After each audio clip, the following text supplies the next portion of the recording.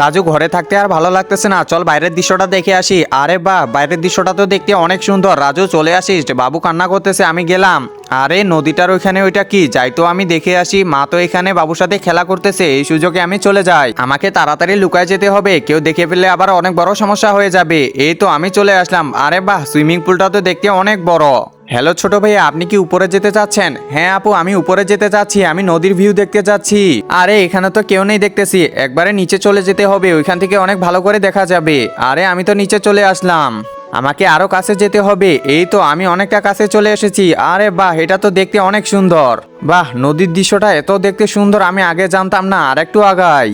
একজন মা কতটা আপন হয়ে থাকে, যার মানেই তাকে জিজ্ঞাসা করে দেখো। তো দেখা যাক বন্ধুরা, এই মায়ের জন্য কে ভিডিওটিতে লাইক এন্ড সাবস্ক্রাইব করে। আর যারা মাকে ভালোবাসো না, তারা ভিডিওটি থেকে দূরে থাকো। এই রাজু, আর আগাইস না, পড়ে যাবি। চল এখন ঘরে যাব। আর একা একা কোথাও যাবি না? আচ্ছা মা, ঠিক আছে, আমি একা একা কোথাও যাব না। আরে মা তো এখানে, তাহলে আমাকে কে নিয়ে আসলো? বন্ধুরা, কে নিয়ে এসেছে সেটি দেখতে হলে কমেন্টে পার্ট 2 লিখে দাও।